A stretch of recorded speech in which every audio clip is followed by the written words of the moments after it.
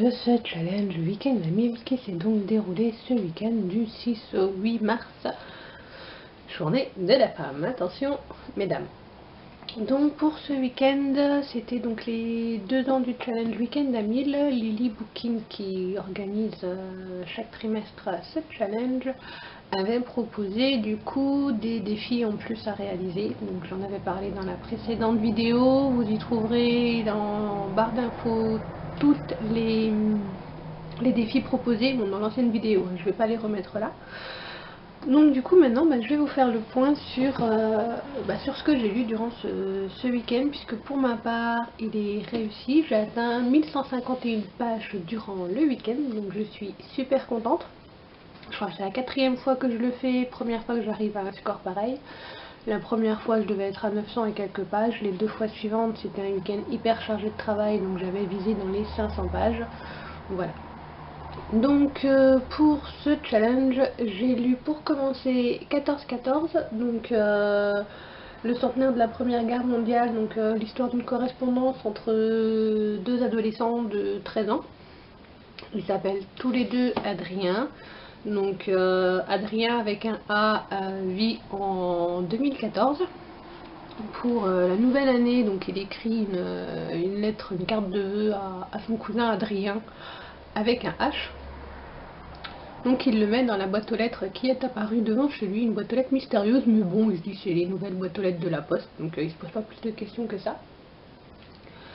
Et le Adrien avec un H, mais hélas pas son cousin, mais il habite en 1914, reçoit cette lettre. Bon, ben d'accord, le cousin de la ville lui écrit, donc voilà, il lui répond, il lui renvoie sa carte de vœux.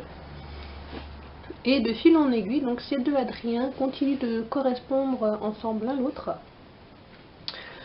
Ils s'écrivent toujours, voilà, au début ils vantardisaient un petit peu parce qu'ils avaient en souvenir qu'ils n'appréciaient pas donc leur cousin, mais au final ils sont honnêtes l'un envers l'autre. Ils discutent de tout, des copains, de l'école, de la famille, de ce qui les tracasse. Ils s'entraident aussi grâce à ces lettres par petits défis, puisque le Adrien de 1914 souhaite poursuivre ses études, donc une fois qu'il aura eu son certificat, ce qui n'est pas du goût de son père, puisqu'il faut quelqu'un pour reprendre l'exploitation familiale. Et le Adrien de 2014, lui, il aimerait arrêter l'école, faire des arts parce qu'il est doué en dessin. Sa copine, enfin celle qu'il aimerait avec qui être, hélas, est avec un autre. Enfin, il s'envoie des petits défis. Moi, je dis à mon père que je veux continuer. Toi, tu lui dis que tu l'aimes. Enfin voilà, c'est assez sympathique l'amitié qui se lie entre les deux, qui se rendent compte. Effectivement, oui, qu'il y a une centaine d'années qui les séparent, mais malgré tout, ils continuent de correspondre, de donner des nouvelles, jusqu'au, bien sûr, mois d'août 1914, vu que la guerre a été déclarée dans la région le 8 août 1914. Voilà. J'ai également lu Hans Trapp, la menace, donc Légende en Alsace d'après Hans Trapp, le redoutable. Donc c'est une petite histoire sur la légende, donc Hans Trapp Christkindl. Donc Hans Trapp étant Hans von Strott, voilà, un des ducs de... Je ne sais pas si vous voyez bien le logo. C'est vrai que c'est dommage que toutes les photos soient noir et blanc. Donc ces 5 adolescents venus de tout horizon, de 9 à 12-13 ans, doivent donc faire un reportage sur la légende, sur les lieux et créer un jeu. Donc à la fin, voilà, ils ont décidé de créer un jeu de loi. Donc du coup pour ça, ils visitent les alentours de Wissembourg, ils visitent le château de Hans von Strott, qui, une fois dans ce château, nos 5 compagnons se retrouvent enfermés dans les cachots de ce château, avec bien sûr des soldats en armure, Hans von Strott qui vient les menacer parce qu'on dit des méchancetés sur lui, puisque bien sûr c'est le duc qui terrorise tout le monde. Donc ils se retrouvent enfermés dans ce cachot à l'époque assez lointaine. Du coup, chacun d'entre eux raconte un petit peu chez eux l'histoire de leur légende. Donc Hans von Strott Unstrap. Dans ce livre, Chris Kindle, qui est la gentille, la dame en blanc, qui aide les enfants sages. Il y en a un qui dit, ben, chez nous c'est Santa Claus, donc voilà, Santa Claus, Saint-Nicolas, donc Chris Kindle, Saint-Nicolas, et Unstrap, Père Fouettard. Attention les enfants. Donc du coup, nos 5 compagnons, ben, de fil en aiguille, voilà, ils se racontent un petit peu, ils créent leur jeu, leur reportage dans, du coup, ce cachot. Chris Kindle, quand ils arrivent à s'échapper, à un moment donné, ils se font rattraper donc par le fameux Unstrap et se font aider par Chris Kindle, qui, du coup, Unstrap décide, lui, effectivement, de les relâcher, mais le fait pas tout de suite, et une fois relâchés, ils retournent à leur époque d'origine. Donc sur le comment du pourquoi ils sont atterris dans le passé et ils retournent dans leur époque d'origine, je vous laisserai le découvrir, puisque c'est quand même la partie surprenante de l'histoire, de l'explication un peu brusque pour ma part de comment ils ont atterri dans le passé et de comment ils ont atterri à nouveau dans leur époque. Voilà, mais l'histoire en elle-même, oui, elle est sympathique, elle se lit assez rapidement et facilement. Pour mon défi lire un livre de moins de 100 pages, j'avais annoncé dans ma précédente vidéo lire La Reine des Neiges de Anderson, mais au final, pour le livre de moins de 100 pages, j'ai décidé de lire La Reine des Neiges, l'histoire du film. Donc du coup, bien sûr, sur ce petit livre, il n'y a rien à dire. Je pense que vous connaissez l'histoire, vous avez vu peut-être le film.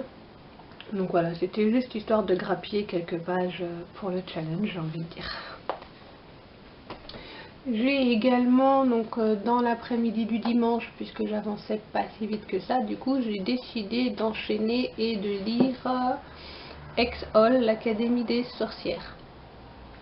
Donc Sophie, petite fille, non, adolescente au pouvoir magique vie dans le monde des humains avec sa mère qui est humaine.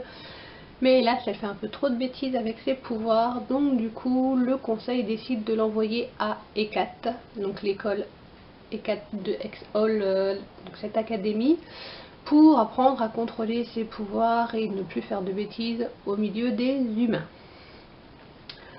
Dans cette école, elle côtoie tout ce qui est sorcière blanche, sorcière noire, tout ce qui est également loup-garou, métamorphe, elfe, fée et également un vampire.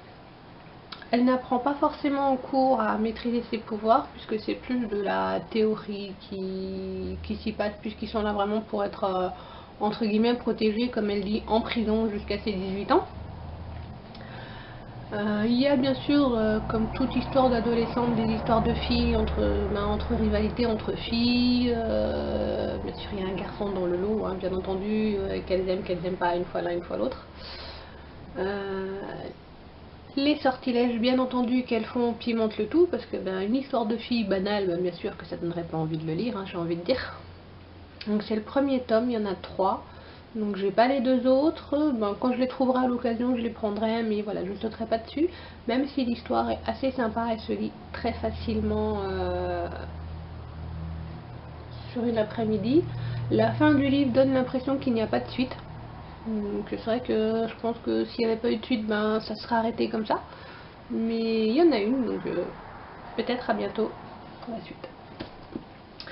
J'ai du coup reçu mon livre que j'avais commandé, Initié, donc le tome 1, Pierre de Lune.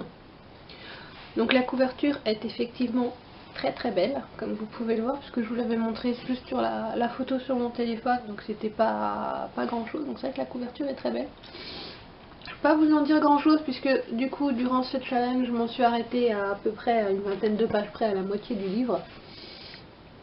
Donc c'est une jeune fille, donc au début de l'histoire elle a 9 ans, là où moi j'en suis elle en a 14 maintenant. Donc qui vit avec son père, un paysan dans un petit village, mais elle a des pouvoirs. Donc pour la protéger, son père fait appel au peuple des Adèles pour qu'ils viennent la chercher et la protéger.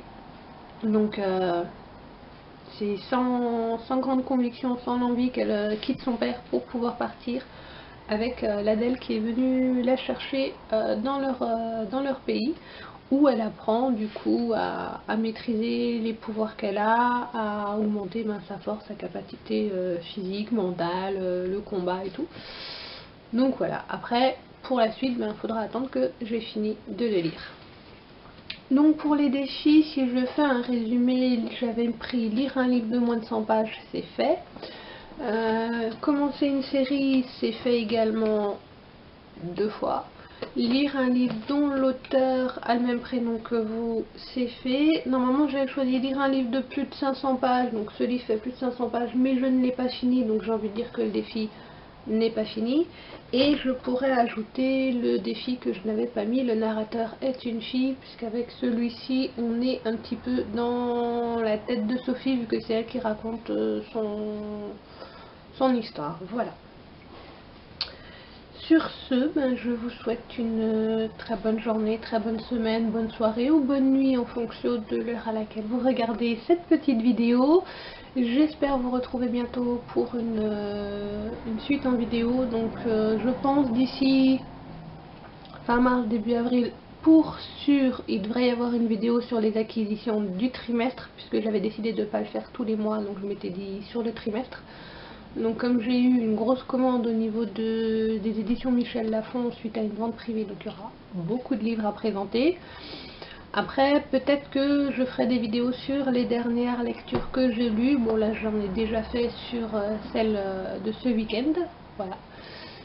Mais je vous souhaite à tous bonne journée. Au revoir.